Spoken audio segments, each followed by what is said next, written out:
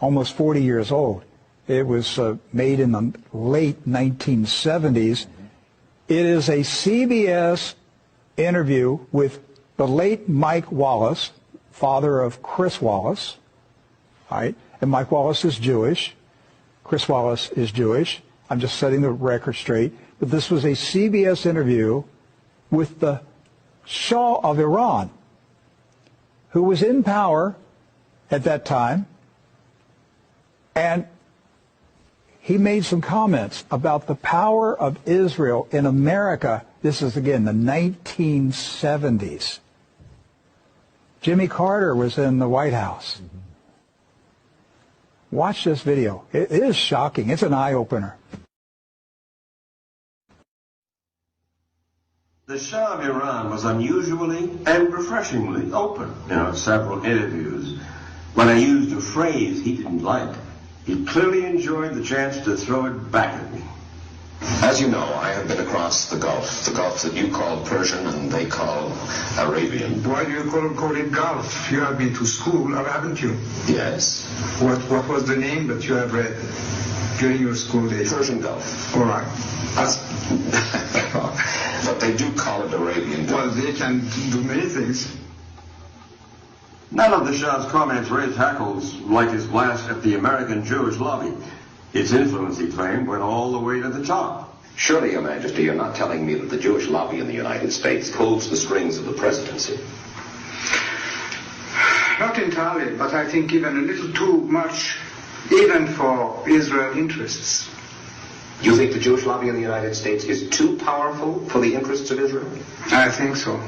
Sometimes they are disturbing the interests of Israel because they're pushing around too many people. Well, why would the President of the United States pay attention to that lobby? They are strong. Strong in what sense? They are controlling many things. Controlling what? Newspapers, medias, Your Majesty. banks, finances, and I'm going to stop there. Well, now wait just a second. You really do believe that the Jewish community in the United States is that powerful? They make the media reflect their view of foreign policy? Mm-hmm. Yes. They do not report, we do not report honestly? Don't mix things, please. I don't say the media. I say in the media they have people.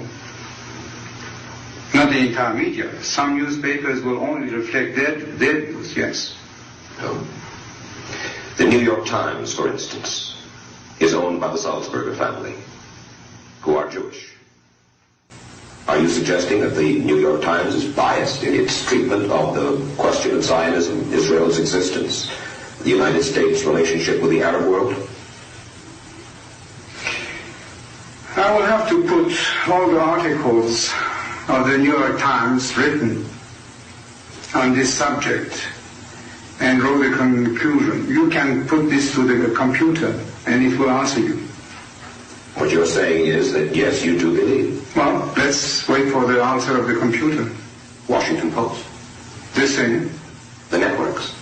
Yes. I must say you are speaking with your characteristic candor. The Shah of Iran, 1976.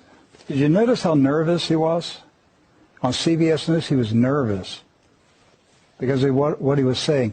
What happened to the Shah of Iran?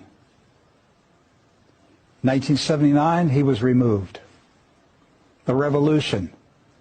What happens when you challenge the regime? They have a revolution. That's what we've been talking about. You go up against the system, you have a revolution. So Iran had a revolution.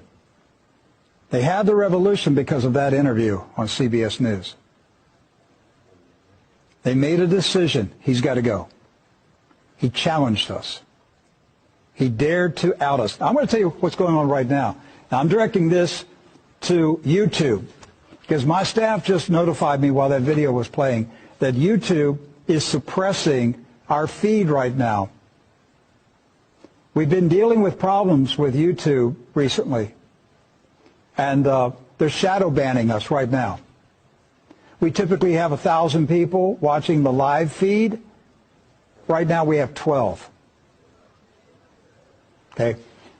Typically we'll have anywhere from 8 to 15, 20,000 people who will watch the video on YouTube after it's posted for a video on demand. We'll see tomorrow what the numbers are. But right now, they are suppressing True News. Who owns YouTube? Do your homework.